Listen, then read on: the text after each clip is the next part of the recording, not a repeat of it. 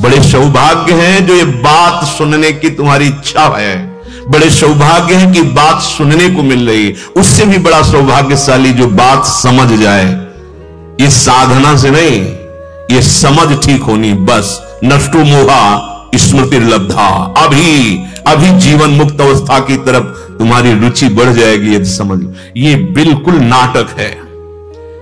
इस नाटक ने फंसाकर अनंत काल से हमें दुख, संकट, विपत्ति, शोक नाना प्रकार के। आपको लगता है अगर ये पद मिल जाए, ये वैभव मिल जाए, सुख सामग्री मिल जाए तो मैं सुखी हो जाऊंगा। सच्ची मानिए आपसे ज्यादा वो चिंतित और दुखी है। उनके हृदय में भय है पद न चला जाए, उनके हृदय में भय है कि जिस वैभव को भोग रहे हैं ये वैभव नहीं मिला तो मैं जीऊंगा कैसे।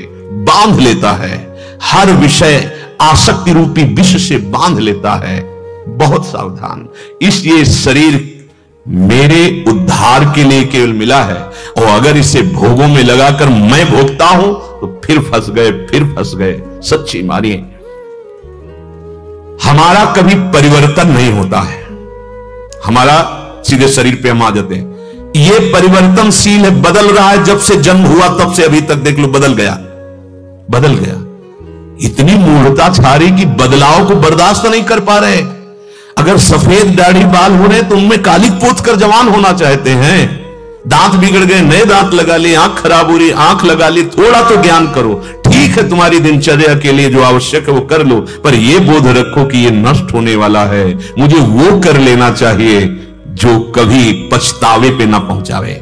जो नहीं करना चाहिए वो तो कर रहे हो, और जो कर लेना चाहिए वो किया नहीं है। इसको क्यों बाहरी असलियत इसकी क्यों नहीं समझना चाहते कि ये तुम नहीं हो, ये हर क्षण नाश को प्राप्त हो रहा है और ये नष्ट हो जाएगा। इसमें आसक्ति मत करो, पर नहीं समझ में आ रहा। इसी आसक्ति से बड़े बड़े पाप और हिंसा और दुराचार होते हैं। इसी शरीर की आसक्ति से। प्यारे संभल जाओ। ये संभलने के लिए अवसर भगवान ने दिया। साधन धाम मोक्ष कर द्वारा, पाई न जे परलोक संहारा। सो परत दुख पावई, सिर धुनि धुनि पछताए। काल ही कर्म ही ईश्वर ही मिथ्या दोष लगाए। श्री भगवान कह रहे हैं जैसे प्रत्येक प्राणी नींद आने से पहले यह अनुभव करता है कि मैं सोने जा रहा हूं, मैं सोने जा रहा हूं। फिर जब नींद खुलती है तो अनुभव होता मैं बहुत सोया। तो नींद की अवस्था में वो मैं जागृत था, केवल स्थूल शरीर और सूक्ष्म शरीर वो सो गया। स्थूल की जानकारी प्रगट क्रिया जागृत, सूक्ष्म की जानकारी स्वप्न, और कारण की जानकारी इस सुषुप्ति में, गाढ़ सुषुप्ति में। जागृत, स्वप्न, सुषुप्ति ये तीन शरीर की अवस्थाएं हैं, मैं की नहीं, आत्मा की नहीं। वो साक्षी रहता है, वो स्थूल की क्रियाओं को देखता है, अवस्थाओं को देखता है। मैं जवान, मैं बूढ़ा, पर गलती हो गई कि मैं को इसमें स्थापित कर लिया। मैं बहुत बढ़िया स्वप्न देखा सूक्ष्म शरीर पर, मैं बहुत गाढ़ निद्रा से सोया कारण शरीर पर। तीनों में इतनी प्रबल तन्मयता, यही उसके अजन्मा के जन्म का कारण है, यही अविनाशी के मरण भय का कारण है। राजन, इस पशु बुद्धि को छोड़ो। सुखदेव जी महाराज, तुम्हें तक्षक आएगा, काटेगा, तुम मर जाओगे। किसी भी की ताकत नहीं, विष की, न अग्नि की, न शस्त्र की जो आपको छू सके। पक्का इसी समय आप ऐसे हैं, पर भूल हो गई शरीर से मैं करके। कैसी दुर्गति, चिंता, शोक, भय, मृत्यु, कैसा भय। अध्यात्म ही तुम्हें चिंता, शोक, भय से मुक्त कर सकता। कोई औषधि नहीं है, दूसरा कोई मार्ग नहीं है। यह शरीर प्रतिक्षण नाश की ओर जा रहा है। यह पहले नहीं था, बाद में भी नहीं रहेगा, बीच में भी जैसा दिखाई दे रहा है वैसा नहीं, हर क्षण नष्ट हो रहा है। तुम कालातीत तत्व हो। ये जब शुद्ध बात समझ में आ जाएगी तो देखो ना, अवधूत हो जाते। जीवन मुक्त, शरीर की कोई परवाह नहीं रहती, वो बड़ी मस्ती से दिनचर्या होती है। क्या राजा जनक को बोध नहीं है? राजकाज संभाल रहे, तुम्हारा तो गृहस्थी में 10-5 लोग हो गए। क्या अम्बरीश जी चरम अवस्था को प्राप्त प्रेमी नहीं है? चक्रवर्ती सम्राट है। ये जो जिनको भ्रम है ना कि ज्ञान या प्रेम की ऊंचाई पर चढ़ने पर वो पागल हो जाता है, काम लायक नहीं रहता। आप जरा दृष्टि डालिए, श्री सुखदेव जी जैसे अवधूत महापुरुष के गुरु पद में विराजमान जनक जी संपूर्ण राज्य शासन कर रहे हैं। परिवार चिदानंद परिवार है, जहां ये सौभाग्य मिला, भगवान की प्रियाजू जन्म ले रही हैं सियाजू के रूप में। कितना बड़ा सौभाग्य। अनेक युग बदल जाते हैं, शरीर बदल जाते हैं, पर आप वैसे के ही वैसे रहते। अगर अभी भजन करो और बुद्धि निर्मल होने लगे तो आपके रजिस्टर खुलने लगेंगे, आप पढ़ने लगे पीछे जन्म में ये था, अगले जन्म में ये था। जैसे भीष्म जी कह रहे मैं 100 जन्म का रजिस्टर तो देख पा रहा हूं, इसके आगे नहीं। भगवान कह रहे उसके आगे की हम तुम्हें बता रहे हैं। युग के युग बदलते रहते हैं, शरीर बदलते रहते हैं, पर वह तत्व वैसा ही रहता है, क्योंकि वो परमात्मा स्वरूप है। तू कोई हुआ तत्व और नहीं, आत्म तत्व के लिए शरीर बदलता है, आत्मा नहीं। पर तुम अपने को शरीर मान लिए हो, इसीलिए दुख भोग रहे हो। देहिनोस्मिन् यथा देहे कौमारम यौवनम जरा तथा देहांतर प्राप्तिर धीरस्तत्र न मुह्यति।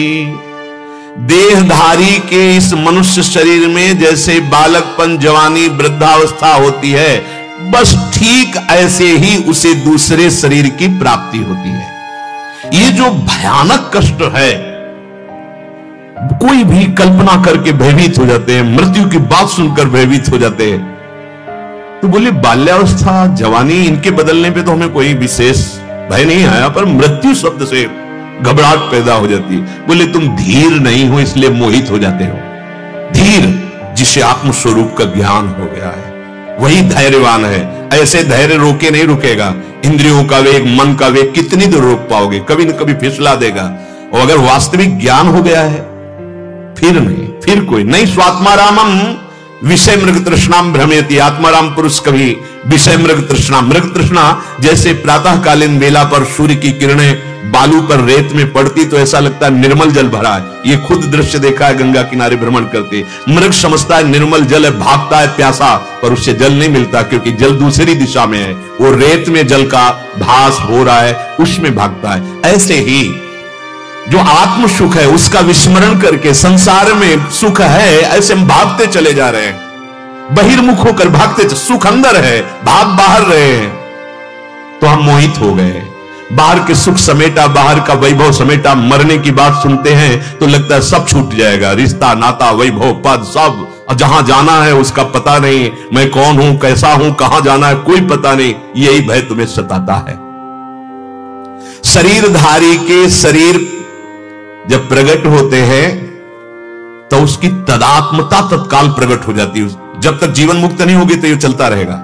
भूमि परत भा ढाबर पानी और तिम जीव ही माया लपटानी। आकाश से निर्मल जल गिरा और भूमि पर आते ही, रज से मिलते ही गंदा हो जाता है। जे ही मां के गर्भ में जो ज्ञान प्रकट हुआ था, हे प्रभु एक बार केवल इस गर्भ से निकालो, बाहर निकलते ही मैं आपका भजन करके जीवन मुक्त हो जाऊंगा। जहां बाहर आया तो कहां कहां कहां मैं कहां आ गया, वो मेरा ज्ञान कहां अपहृत हो गया।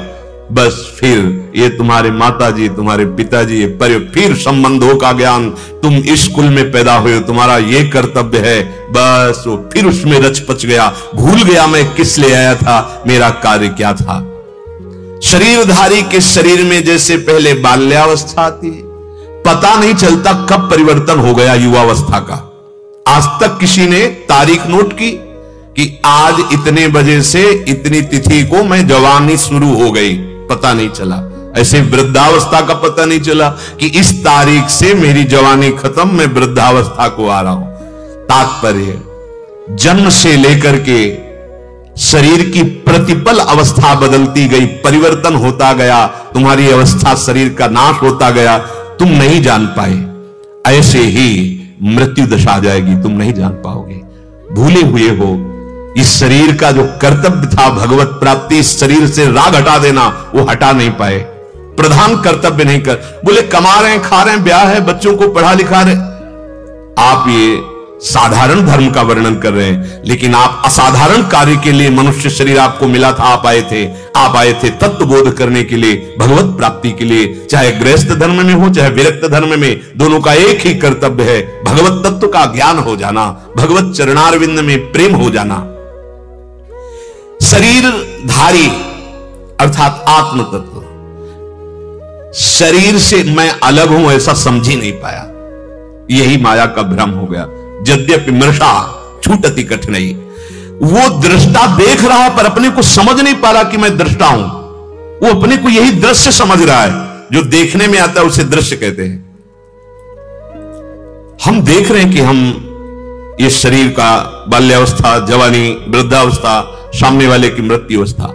महात्मा बुद्ध जब राजकुमार थे तो अपने मित्र के साथ भ्रमण करते थे, ऐसे विहरण करने के लिए निकले। एक दिन देखा कि बहुत जीर्ण शीर्ण का एक लाठी लिए हुए पुरुष जा रहा है।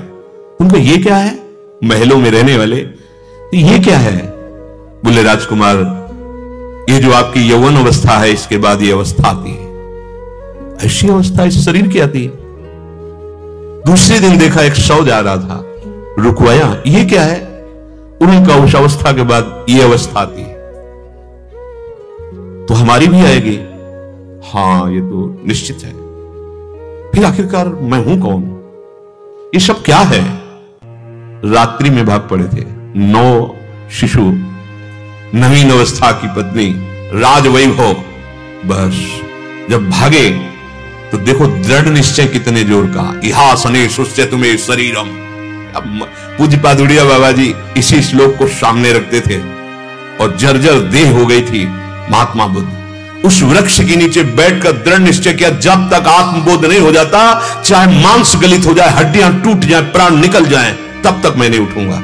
मैं जानना चाहता हूं मैं कौन हूं। उसी को बोध वृक्ष कहते हैं, जिसके अंदर भगवान बुद्ध को बोध हुआ। हम लोग बहुत कमजोर संकल्प वाले बन गए, चले तो हैं प्रभु के मार्ग में बिल्कुल लड़खड़ाते हुए, जिधर मनोरंजन की बात आई कर लेते हैं मनोरंजन। देख लिया, सुन लिया, चख लिया, सूंघ लिया, भोग लिया, तो गांठ वैसी की वैसी बनी रही। आपको लग रहा है मैं चल रहा हूं, एक कदम भी आप नहीं चल रहे, वहीं खड़े हैं। वहीं चलना तब होता है जब अंदर से कर्ता और भोक्ता भाव मिटने लगे, दृष्टा भाव आने लगे। ओहो, मैं रसेंद्री नहीं हूं कि स्वाद चख लूंगा, ये मन और इंद्री, रसेंद्री का विलास। मैं जनेंद्री नहीं हूं, मन और जनेंद्री का ये। मैं कोई प्राण नहीं हूं, मैं कोई त्वगेंद्री नहीं हूं। अब उसकी इंद्रियां उसको व्याकुल नहीं कर सकती। भगवान कह रहे न मुह्यति धीरस तत्र न मुह्यति, उसके अंदर ऐसा धैर्य जागृत हो जाता है, अब वो मोहित नहीं होता। शरीर की कुमार युवावस्था आदि जैसे बदलती, ऐसे ही ठीक मृत्यु होती है। आपको कई बार सत्संग में सुनने को मिला होगा, जिसको भगवत प्रेम प्राप्त हो जाता है या तत्व बोध हो जाता है, उसका शरीर ऐसे छूटता है जैसे विशाल गजराज के गले से मल्ली की माला, मालती की माला, जूही की माला, क्या ऐसे खसक गई, पता नहीं चला। स्थूल शरीर बालक से जवान एवं जवान से बूढ़ा हो जाता है। इन अवस्थाओं का कोई भी परिवर्तन किसी भी औषधि से रोक नहीं सकता, क्योंकि ये नाशवान है ना। ऐसे ही जो एक शरीर से दूसरे शरीर में जाना है, तब तक तुम रोक नहीं सकते, जब तक तुम्हें ज्ञान नहीं हो जाएगा शुद्ध, जब तक भगवत साक्षात्कार नहीं हो जाएगा। ये पुनरपि जननम पुनरपि मरणम पुनरपि जननी जठरे शयनम, ये पुण्य बल से नहीं रोक सकते, ये तप बल से नहीं रोक सकते। इसके लिए विशुद्ध बोध चाहिए। इसीलिए गोस्वामी जी कहते, छूटिबे के जतन विशेष बाधे जाएगो, वह है विष भोजन जो सुधा सा खाएगो। मरना पड़ेगा मुक्त होने के लिए। मिला मान लो, बस ज्ञान हो गया, जैसे बर्ताव कर रहे हो वैसे। ऐसा नहीं होता क्यों ज्ञान हो गया तो कपड़ा लत्ता उतार करके वो मूर्ख बन करके, अरे वो ज्ञानी है, वो स्वांग करेगा बहुत बिल्कुल परफेक्ट स्वांग। ऐसा थोड़ी होता है कि जिसे ज्ञान हो जाता है मनमानी आचरण करने लगता है। अज्ञानी मनमानी आचरण करता है, ज्ञानी का तो भगवत स्वरूप हो जाता है। जैसा शास्त्र उसके आचरण उसी से मिलते होंगे, उसका स्वभाव भगवत स्वरूप हो जाता है। जैसे स्थूल शरीर के रहते ही कुमार युवा अवस्थाएं होती हैं, तुम्हें कोई दुख नहीं हुआ, पर ज्यादा तन्मयता तो होने लगेगा दुख कि यार जवानी गई, अब बुढ़ापा आ गया, बड़ा दुख भोगने पड़ेगा। लेकिन कुमार अवस्था से जवानी आई, आपको दुख नहीं हुआ। आप उत्सव मनाते हैं बर्थडे का। हम नहीं कहते कि आप खुशी ना हो, लेकिन ऐसी खुशी क्या जो दुख को ना मिटा पावे। हमें तो लगता है उस दिन शोक करना चाहिए। 1 वर्ष चला गया, लेकिन जिस काम के लिए आए थे वो काम नहीं हुआ। हमारा काम था दुखों से मुक्त होना, शोक चिंताओं से मुक्त होना, और हमने उसका उपाय समझा धन, उसका उपाय समझा पद, उसका उपाय समझा लोक व्यवहार। नहीं, ये सब नाश हुआ ने कोई, अय अविनाशी तुझे ये कोई सुख नहीं दे सकते। देख लो, खूब देख रहे, आगे बढ़ो, आगे बढ़ो। तो सुख, जैसे स्थूल शरीर का परिवर्तन होता है, वैसे सूक्ष्म शरीर का भी परिवर्तन होता जाता है, कारण शरीर का भी परिवर्तन होता जाता है। पर स्थूल बुद्धि होने के कारण आप उसे पकड़ नहीं पाते हैं। स्थूल शरीर के रहते कुमार अवस्थाओं को तो आप पकड़ लेते हैं कि कुमार से यौवन, यौवन से वृद्धावस्था, लेकिन सूक्ष्म दृष्टि को आप नहीं पकड़ पाते, सूक्ष्म शरीर को। जैसे आप स्थूल शरीर में जवान हुए तो सूक्ष्म शरीर में स्वप्न जवानी का आएगा, बालक का नहीं आएगा। पकड़ लिया, परिवर्तन हो गया। जैसे ये शरीर जब सन्यास वेश से युक्त था तो स्वप्न में सन्यासी आते थे, स्वप्न में हम अपने को सन्यासी देखते थे, अब कभी सन्यासी नहीं देख, मतलब सूक्ष्म का भी परिवर्तन हो गया। अपने जिस आचरण से स्थूल शरीर को रखते हैं वही सूक्ष्म पर प्रकाश पड़ता, वही स्वभाव बन जाता है। अब पापाचरण करते हुए स्थूल से तो सूक्ष्म भी पाप संकल्प वाला बन जाता है, स्वभाव भी आसुरी बन जाता है। तो ऐसे अंधकार में कैसे तुम्हें अपना परिचय प्राप्त हो पाएगा? परिवर्तन 3 शरीरों का बराबर होता रहता है, स्थूल का भी और सूक्ष्म का भी और कारण का भी। सुषुप्ति, जब बाल्यावस्था में सोए बहुत गाढ़ निद्रा, यौवन में थोड़ा कम, और वृद्धावस्था में तो नींद की शिकायत ही हो जाती है। और यह कारण शरीर का लक्षण है, मतलब कारण शरीर का परिवर्तन हो गया। जो बाल्यावस्था में नींद आती थी वो जवानी में थोड़ा कम हुई, वृद्धावस्था में तो क्षीण ही हो जाती है। वो पड़ा रहे उसे नींद नहीं आती, सत्संग में जरूर आ जाएगी। सत्संग एक ऐसी औषधि है कि अगर सतोगुणी हो तो एकदम चेतना, और जैसे स्वाति का बूंद टपका पपीहा पी लिया, ऐसे रजोगुणी हो तो कुछ पकड़ोगे कुछ छोड़ दोगे, और तमोगुणी हो तो बिल्कुल पकड़ में नहीं आएगी, हां लार जरूर बहेगी, क्योंकि इसमें विश्राम मिलेगा। ये भागवतिक वातावरण है, जो नींद की गोली से भी नींद नहीं आएगी, वो यहां नींद आ जाएगी, विश्राम हो जाएगा। तो परिवर्तन हुआ स्थूल का भी, बाल्यावस्था, जवानी, बुढ़ापा। सूक्ष्म का भी परिवर्तन हुआ, लेकिन स्थूल, सूक्ष्म और कारण को जो तुम जान रहे, तुम्हारा परिवर्तन नहीं हुआ। तुम वही हो जो स्थूल को देख रहे हो, सूक्ष्म स्वप्न को देख रहे हो, कारण स्वभाव को भी देख रहे हो। देवता, पशु, पक्षी, किसी भी शरीर में देहाध्यास मिटाने का मार्ग नहीं है। इसीलिए देव दुर्लभ देही मनुष्य की कही गई है। आप अपने ऊपर कृपा कर लीजिए, और तुम्हारा परिवर्तन नहीं होता, तुम्हें कोई मार नहीं सकता, तुम जीवन मुक्त हो, ऐसा अनुभव करने के लिए सत्संग के द्वारा प्राप्त विवेक का प्रयोग कीजिए, पापाचरण रोक दीजिए। वो तुम्हारे इस देहाभिमान को और मजबूत कर देगा। अंधकार में गांठ नहीं खुलती है, प्रकाश चाहिए। ज्ञान का प्रकाश होगा तो जड़ चेतन की ग्रंथि लगी ही नहीं थी, आप जीवन मुक्त हो जाएंगे। धीरस्तत्र न मुह्यति, धीर पुरुष वही कहा जाता है या तो भगवान के प्रेम को प्राप्त हो गया है या स्वरूप बोध हो गया, दूसरे को धीर नहीं कहते। रसेंद्रिय और जनेंद्रिय के वेग को केवल आत्मज्ञानी सह सकता है या भगवत प्रेमी, दूसरा पाखंड नहीं सह पाएगा। इतनी सामर्थ्य नहीं है। प्रथम स्वभाव वाली इंद्रियां और प्रथम स्वभाव वाला मन 1 सेकंड में आपको विचार करने का अवसर न देते हुए भ्रष्ट कर देगा। 2 ही स्थितियां, या तो प्रेम की प्राप्ति की प्रबल लालसा या प्रेम जिसको प्राप्त हो गया है, या ज्ञान की प्राप्ति का प्रबल जिज्ञासु या ज्ञान जिसको प्राप्त हो गया है, वही धैर्यवान रसेंद्रिय और जनेंद्रिय को अपने काबू में कर लेता है। और जिसकी रसेंद्रिय जनेंद्रिय काबू में हो गया वो जितेंद्रिय आत्मबोध को प्राप्त हो जाता है। श्रद्धावान लभते ज्ञानम तत्परा संहितेंद्रिया, ज्ञान हुआ है इसका परिचय है कि तुमने अपनी इंद्रियों पर विजय प्राप्त कर ली। अगर इंद्रियां बहिर्मुख होकर भोगों में विचरण कर रही हैं तो अभी ज्ञान का भ्रम है, ज्ञान नहीं प्राप्त हुआ है। जिसको सत का बोध हो गया है, वो असत का कैसे भोग कर सकता है, वो असत क्रियाओं में कैसे सुखानुभूति कर सकता है। ऐसा धीर उपासक कभी विषय उसे मोहित नहीं कर सकते, उसके हृदय में संदेह नहीं हो सकता कि इस भोग में सुख है। धीर मनुष्य देहांतर की प्राप्ति में मोहित नहीं होता। शरीर छूटने का समय आया, अब वो ऊंच नीच योनियों में नहीं जाएगा, अब उसे मृत्यु का दुख नहीं मिलेगा। ऐसे फूल जैसे खिसक गया, शरीर छूटा, अपने स्वरूप में स्थित पहले भी था, शांत समुद्र। और प्रेमी पहले ही अपने भावदेह को प्राप्त कर लेता है। तो जैसे सांप की केचुल छूटने पर उसे कोई कष्ट नहीं होता, ऐसे प्रेमी को शरीर छूटने पर कोई कष्ट नहीं होता। धीरस्तत्र न मुह्यति, भगवान कहते हैं धीर पुरुष कभी इन आने जाने वाले शरीरों के बदलने पर मोहित नहीं होता। वो वही तुम हो। ये जो मान लिया है कि बहुत ऊंची बात है, वो तुम्हारी बात है, किसी और की बात नहीं है। तुम अपने को शरीर मान करके इतने कमजोर हो गए हो, हम नहीं जी सकते। कल किसी ने कहा कि विषय भोग तो नहीं छोड़ सकता, कोई ऐसा उपाय हो कि विषय भोगते हुए भगवान मिल जाए। कहना पड़ता है हाँ तुम राधा राधा जपो। क्यों? तुम कमजोर हो गए हो। पहले तुम ये महाबल अंदर धारण करो, फिर तुम्हें ऐसी स्थिति प्राप्त हो जाएगी कि रुचेगा ही नहीं। अगर उसको कह दे ऐसे तो भगवत प्राप्ति नहीं हो सकती, नहीं है उपाय।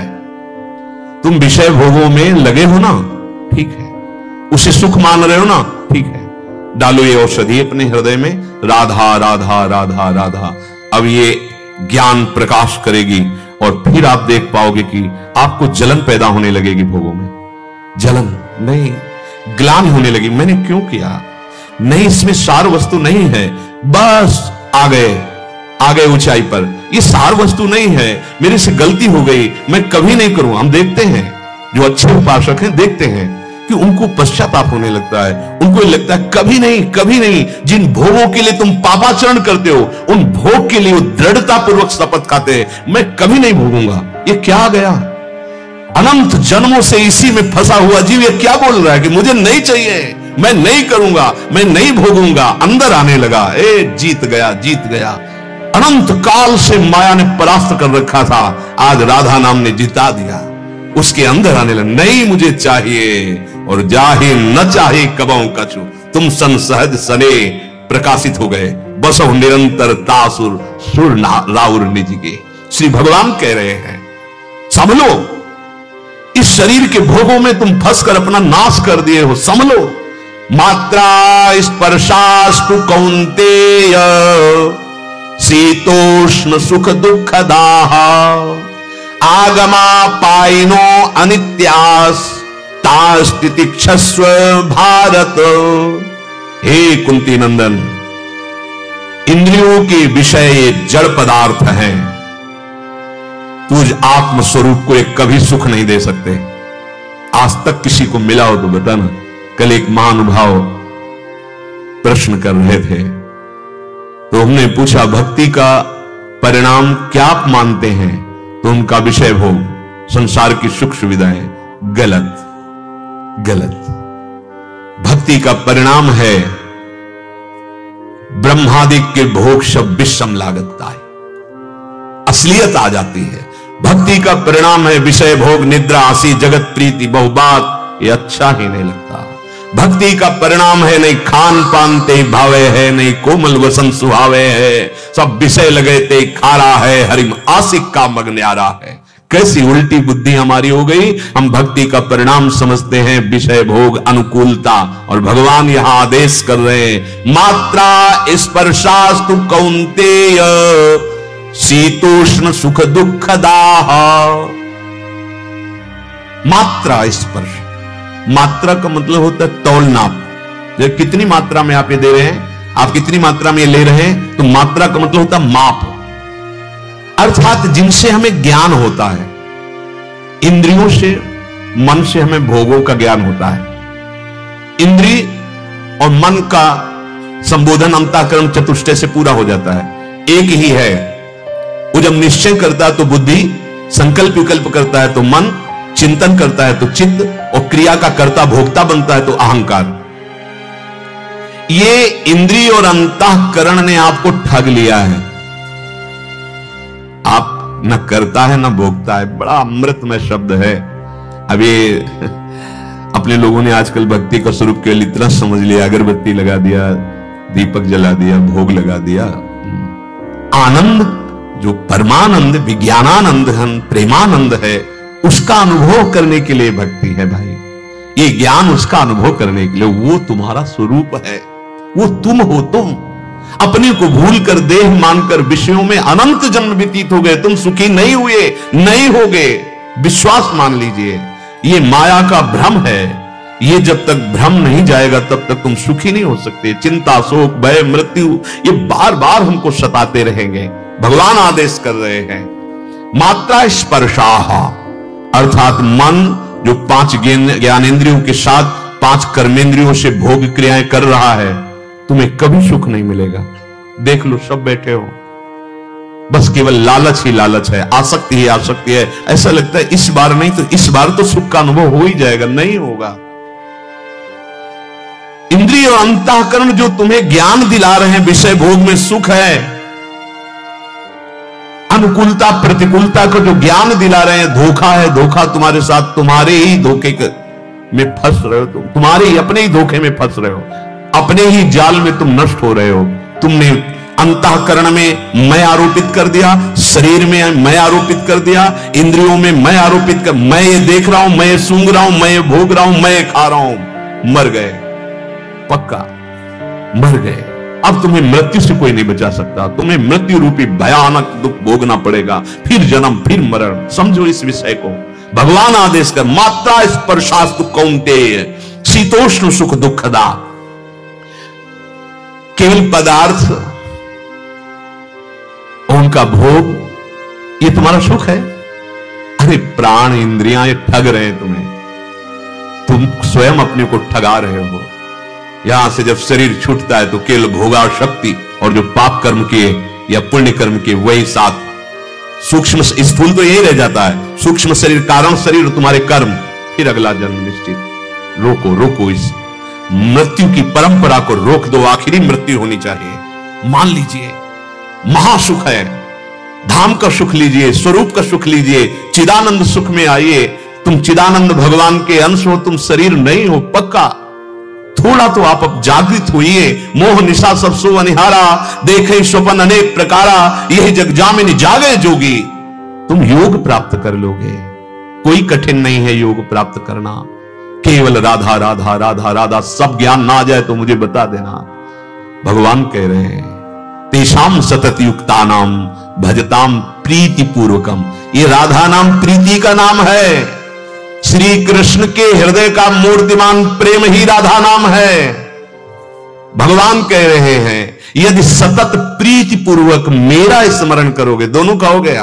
भगवान के हृदय का प्रेम राधा नाम है। बहुत शोध करके, यह केवल कोरी भावुकता का नहीं है विषय, बहुत शोध करके, ऐसे कोरी अंधविश्वास और भावुकता में आने वाली बुद्धि से हम आपको नहीं बोल रहे हैं।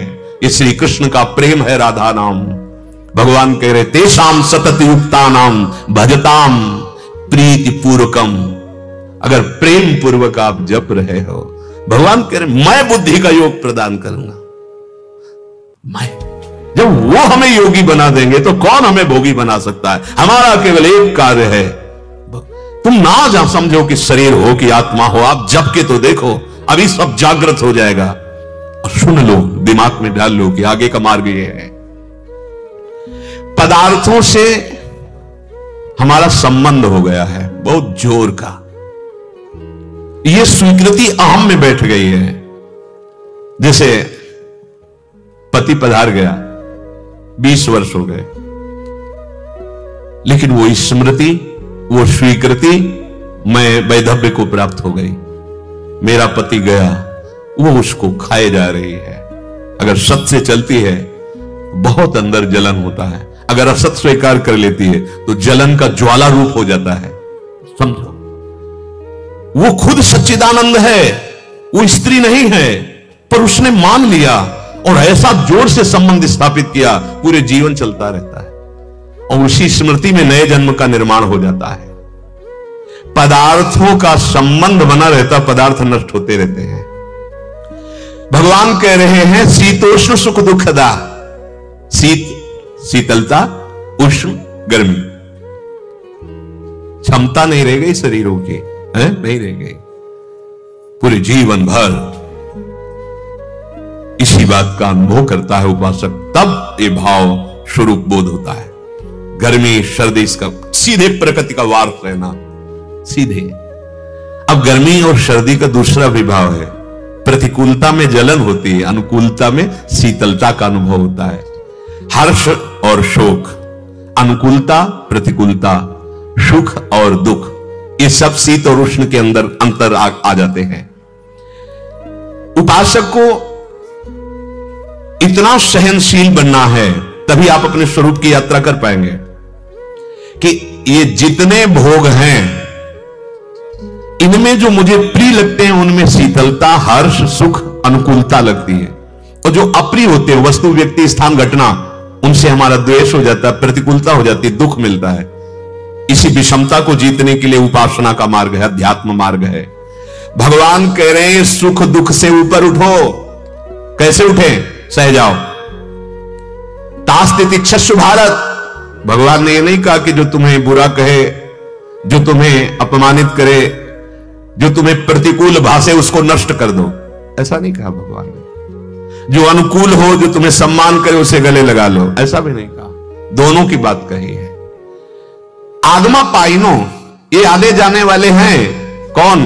बोले सुख दुखदा, ये सुख दुख देने वाले। अनुकूलता प्रतिकूलता, ये राग द्वेष। सह जाओ, झगड़ा मत करो, फूलो मत। अनुकूलता आ जाती है तो फूल जाते हो, प्रतिकूलता मिलती है तो शोकित हो जाते हो। अनुकूलता आई तो सुखी हो गए, सम्मान मिला। प्रतिकूलता आई, अपमान मिला तो दुखी हो गए। अरे तुम कहां के हो? क्या कर रहे हो? तुम आनंद समुद्र हो, कहां फंस गए? उठो, सह जाओ इनको। तितिक्षस्व भगवान कह रहे हैं। ये सुख दुख देने वाले जितने भी पदार्थ हैं, आगमा पाइनो, ये टिकेंगे नहीं। आज तुम्हें कोई प्रणाम कर रहा है,